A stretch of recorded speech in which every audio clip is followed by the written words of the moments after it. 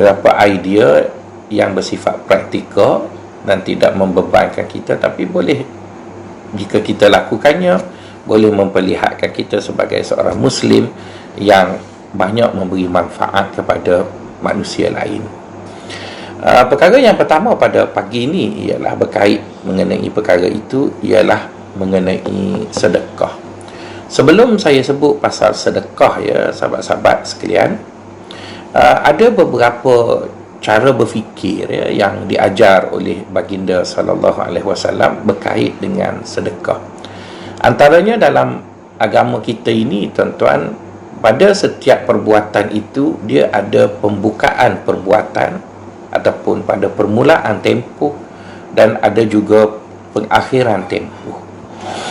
Jadi dalam apa-apa bentuk tempoh bagi sesuatu perkara, misalnya tempoh pelaksanaan puasa dalam bulan Ramadan, hujungnya adalah 10 akhir.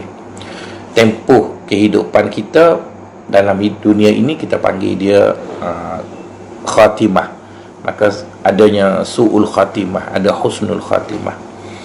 Jadi dalam bercakap mengenai pelaksanaan sesuatu perkara dan tempoh yang diberi pada satu-satu perkara, baginda sallallahu alaihi wasallam cuba menjelaskan kepada kita bahawa penutup bagi satu-satu tempoh itu amat bernilai, malah menjadi suatu tempat yang Allah menilai hampir keseluruhan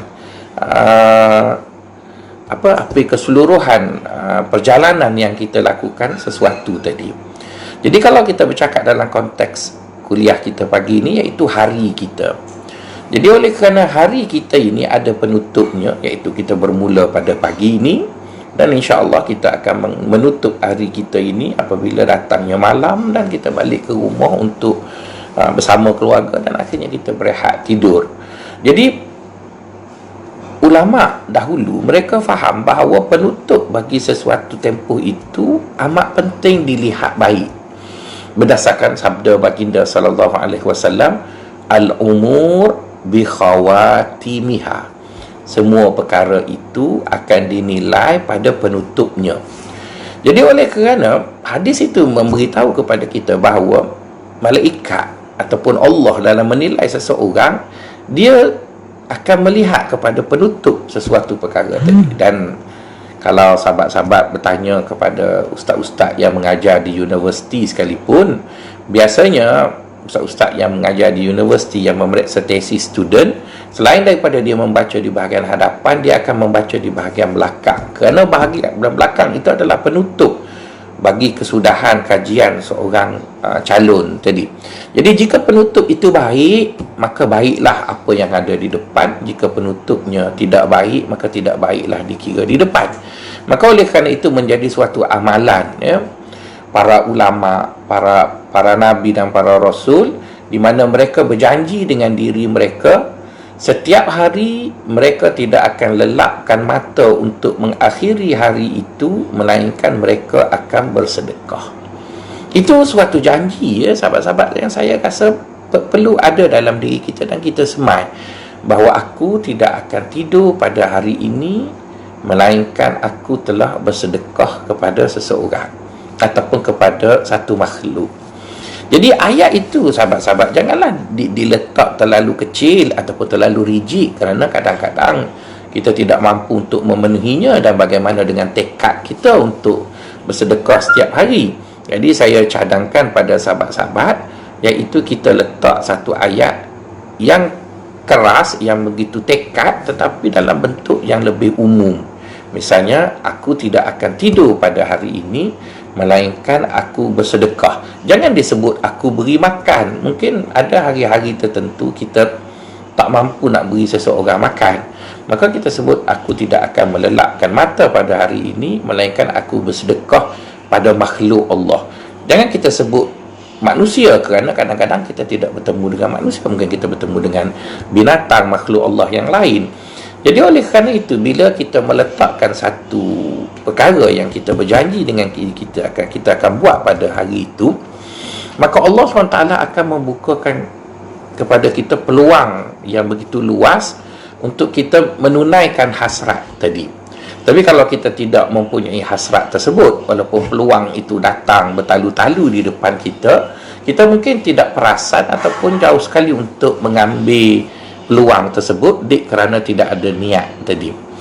Sahabat-sahabat yang dikasihi sekalian, bila saya memberitahu kepada kawan-kawan, bila bercakap-cakap, saya kata kalau boleh dalam bulan Syawal ini cubalah berniat puasa setiap hari. Jadi dia kata, Ustaz, habis niat saja tak jadi. Dia apabila kita berniat, maka niat itu sikit sebanyak akan mendorong kita untuk melakukannya. Dan apabila kita melakukannya, mungkin di tengah-tengah pelaksanaan itu ada halangan, tetapi apabila kita paksa dia, kita desak dia, kita dorong dia untuk buat, lama kelamaan kita mampu untuk berpuasa dan akhirnya menyempurnakan puasa dalam bulan Syawal ini. Jadi oleh kerana itulah saya mencadangkan kepada sahabat-sahabat semua, bila kita nak jadi seorang yang berguna, maka tanamlah dalam diri kita, aku tidak akan pejamkan mata aku pada setiap hari, melainkan aku bersedekah. Jadi sahabat-sahabat yang dikasihi, perkataan sedekah itu janganlah sahabat-sahabat sempitkannya kepada makna kita memberi wang kita kepada orang. Saya suka menggunakan istilah perkataan yang Allah Ta'ala guna kepada kita. Apabila Allah SWT dia berikan sesuatu pada kita, Allah Ta'ala sebut wa kana fadlullahi alaika azima, wa kana fadlullahi alaika azima. Sesungguhnya fadlun, anugerah Allah itu ke atas manusia adalah besar. Jadi dalam bahasa Melayu kita, kataan fadlun diterjemah dengan makna anugerah, diterjemah dengan makna pemberian. Tapi kalau kita pulang kepada bahasa Arab, perkataan fadlun itu selain daripada maknanya anugerah pemberian, fadlun juga membawa makna sesuatu yang lebih daripada seseorang. Jadi tuan-tuan dan puan-puan, Allah Subhanahu Wa Taala seolah-olah nak beritahu dekat kita bahawa Allah bila dia beri sesuatu pada kita, ada benda tu lebih dari kita, lebih daripada apa yang kita perlu. Dia bukan lebih daripada apa yang kita nak kalau minta orang tu nak, memang dia tak cukup. Tapi apa yang dia perlu kadang-kadang banyak lebih. Jadi lebihan daripada apa yang kita ada itu, kenapa kita tidak kongsikan manfaatnya kepada orang? Misalnya bagi orang yang mempunyai wang yang lebih daripada apa yang dia perlu, maka sedekahnya adalah memberi wang pada orang lain. Kalau orang itu mungkin senyumnya lebih, Allah Ta'ala jadikan mulutnya cantik, bila senyum menjadikan orang rasa gembira. Saya mungkin tidaklah handsome untuk senyum, tetapi setidak-tidaknya ada orang senyumannya cukup memikat. Dan apa salahnya senyuman itu dikongsi dengan orang, bertemu dengan seseorang, dia mulakan senyuman sebelum dia menyapu ataupun berbual. Ada orang mempunyai ilmu yang banyak, maka kenapa tidak jadikan ilmu yang banyak yang ada pada dia tadi, sudah lebih daripada apa yang dia perlu, maka dia kongsikan dengan orang lain. Adakala orang itu mempunyai kepandaian memuji, bila dia memuji seseorang, pujiannya itu menjadikan orang tadi rasa lega. Sahabat-sahabat, saya secara peribadi ada seorang rakan masjid lah usianya sudah menjangkau 87 tahun. Satu hari saya datang ke masjid itu, dia peluk saya erat-erat. Saya kata, dapat isteri baru ke? Saya bergurau dengan dia. Dia kata, bukan Ustaz. Dia kata, saya rasa setiap hari saya pandang Ustaz, saya rasa segar. Wah, saya kata hebat, benar karisma saya. Dia kata, bukan itu Ustaz. Setiap kali saya pandang Ustaz, saya jumpa dengan Ustaz, saya tak tahu apa rahsia di sebalik soalan Ustaz. Ustaz selalu kata pada saya, Haji sihat. Ustaz nampak Haji sihat. Jadi bila saya tanya dia, Tuan Haji sihat, dan saya nampak Tuan Haji sihat, Tuan Haji itu merasa dia akan sihat dan untuk berjumpa dengan saya pada hari berikutnya untuk mendengar saya tanya dia sihat ke tidak, dan saya mengharap dia sihat. Jadi sahabat-sahabat, perkara itu rasanya tak perlulah nak jadi Perdana Menteri ataupun Menteri Wilayah Persekutuan untuk memberi sesuatu yang lebih dari kita pada orang. Tetapi mungkin kita mempunyai pandangan yang tidak betul dengan menyapa seseorang ataupun berbual dengan seseorang. Kadang-kadang kita mempunyai definisi yang yang apa ya, yang tidak tepat mengenai keramahan seseorang. Kalau di kampung saya, bila seorang lelaki bercakap dengan seorang perempuan, maka orang kampung saya kata nak mengorak. Nak mengorak tu maksudnya nak memikat perempuan. Jadi bila berlaku je conversation antara lelaki dengan perempuan, maka gambaran yang diberi pada perlakuan itu ialah sesuatu yang negatif, iaitu mengorak, memikat perempuan dan sebagainya. Jadi seolah-olah adakah menjadi seorang Muslim yang baik dia kena diam ya? Adakah seorang Muslim yang baik dia kena diam dan dia, jadi sebenarnya bertitik tolak kepada niat seseorang. Kalau seseorang itu menggunakan kemahirannya bercakap, kepetahannya bercakap untuk memikat perempuan dan berbuat dosa, maka itu betul lah, tak baik lah. Saya pun sokong perbuatan itu tak baik. Tapi kalau seseorang itu bercakap untuk menggembirakan seseorang, kadang-kadang tuan-tuan, saya tak tahu ya, orang yang bekerja sebagai jurutol satu masa dahulu ya, saya cuba bayangkan kalau saya bekerja di jurutol itu, saya rasa saya tak sempat bekerja untuk 50 tahun, mungkin saya akan mati awal, kerana setiap hari duduk seorang gitu. Dan kalau saya bekerja sebagai seorang polis trafik, dan saya rasa saya akan mati awal juga, kerana saya duduk seorang-seorang di tengah jalan, sedang matahari berdiri, dan saya terpaksa menggerakkan tangan saya. Jadi kadang-kadang ya, bila ada seorang menyapa ataupun memberi satu-satu isyarat yang baik kepada polis trafik tadi, saya rasa mesti dia akan menghargai perkara tersebut dan dia bergembira. Jadi oleh kerana itu, seorang Muslim yang baik, tuan-tuan, tidak seharusnya bila menyebut sedekah maka kita terus faham, nak minta duit orang lah tu, nak minta duit orang. Bukan tuan-tuan, bukan ustaz ni kerjanya untuk minta duit orang ataupun menggalak orang untuk beri duit pada orang lain. Bukan itu yang dimaksudkan oleh ustaz apabila, bukan itu dimaksudkan oleh agama apabila menyebut tentang sedekah. Tapi apabila menyebut tentang sedekah bermaksud, marilah sama-sama kita menjadi seorang yang menyedari bahawa perkongsian dengan orang lain itu adalah amat berguna untuk diri kita. Semalam saya ada menulis potong hadis Nabi yang saya ketemuinya dalam kitab Al-Hikam wal Aqwal, di mana dalam hadis tersebut baginda SAW mengatakan bahawa baik yang kita lakukan tidak pernah hilang dari kita, walaupun mungkin kepulangan manfaat dari kebaikan itu agak terlewat. Sesungguhnya Allah SWT tidak akan mensia-siakan kebaikan yang pernah kita lakukan. Jadi mempercayai akan kata-kata seorang Nabi yang tidak pernah berbohong itu, seorang Nabi yang begitu menyayangi umatnya, seorang Nabi yang kepribadiannya begitu menarik dan tertarik manusia melihatnya, maka saya mengajak sahabat-sahabat dan diri saya sendiri, dan saya akan cuba mengajar anak isteri saya supaya hidup ini kita mesti berkongsi apa yang kita ada. Tapi perkongsian itu mestilah setelah ianya lebih dari keperluan kita.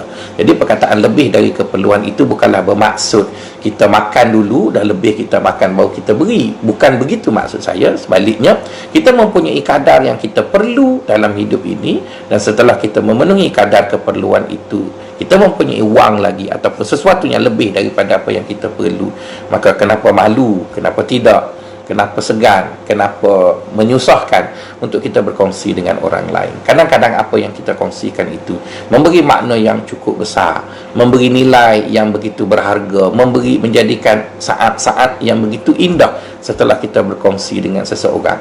Kadang-kadang pujian kita terhadap seseorang menjadikan seseorang itu cukup bersemangat. Saya pernah jumpa ada seorang budak Melayu yang rajin dalam kerjanya dan melakukan 3 kerja sehari untuk menampung keluarga dan keperluan hidup di bandar ini. Dan bila dia buat kerja untuk satu kerja yang saya minta dia lakukan, saya terasa adakah baik kalau saya dapat memujinya di atas kecekalannya itu. Maka setelah kerja itu selesai, saya tepuk bahunya dan saya beri satu tin air cincau itu, dan saya mengatakan, kalau saya perlukan kamu lagi, saya akan panggil kamu dan saya akan beritahu kawan-kawan saya, seorang yang rajin yang boleh dipercayai adalah seperti kamu. Bila dia nak berlalu, setelah dia mengambil upah dari saya, dia pulangkan balik duit saya RM50 dengan mengatakan bahawa encik adalah orang yang satu-satunya memuji kerja saya yang pernah saya buat sekian lama. Terima kasih banyak encik, encik dah jadikan saya gembira, maka saya bagi diskaun dekat encik RM50. Tuan-tuan, Saya tak mengharapkan RM50 itu, tetapi kerana saya menjadikan dia gembira, dan kegembiraan itu menjadikan suatu dorongan untuk dia terus bekerja dan mencari rezeki yang halal, maka keadaan itu, sahabat-sahabat pendengar yang dikasihi, mewujudkan satu detik yang cukup baik untuk seorang pekerja rendah ataupun seorang pekerja bawahan untuk meneruskan kerjanya. Dan saya sebagai orang yang memuji, dapat juga manfaat kos daripada pembaikian itu dapat dikurangkan RM50. Jadi saya rasa bukanlah suatu benda yang berbentuk sihir ataupun doa keramat ataupun jampi serampah yang dibaca untuk menjadikan orang itu tunduk, kasih dan sebagainya. Sebaliknya, dia adalah perkongsian dengan apa yang kita ada, lebih daripada apa yang kita ada, dan ianya memberi manfaat kepada orang lain, maka gunakanlah. Maka sebab itu para ulama, para salafus soleh, orang-orang baik-baik pada zaman dahulu, mereka berjanji dengan diri mereka bahawa mereka tidak akan akhiri hari mereka, melainkan mereka akan melakukan sedekah. Marilah sama-sama kita menanam sifat tersebut dalam diri kita, bahawa kita juga tidak akan mengakhiri hari kita, melainkan kita akan berbuat sedekah kepada sesuatu makhluk. Mungkin kita tidak dapat bersedekah kepada manusia.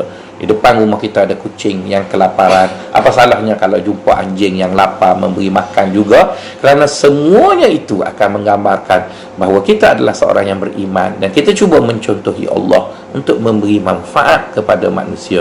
Baginda SAW ada bercerita kepada kita mengenai janji Allah kepada hamba-hambanya. Allah SWT berfirman, di mana Allah akan sentiasa membantu hambanya selagi mana hamba itu cakna dengan hamba-hamba Allah yang lain. Saya mendoakan sahabat-sahabat dapat beristirahat dengan keluarga, duduk di rumah dalam keadaan yang baik hari ini, dapat sama-sama duduk berkeluarga, dan apa yang penting, marilah sama-sama kita berkongsi apa yang kita ada, manfaat, ilmu dan sebagainya, demi kebaikan kita semua. Dan percayalah, hidup ini adalah satu kitaran. Jika kitaran itu dimulakan dengan suatu kitaran yang baik, kitaran yang seterusnya juga adalah kitaran yang baik.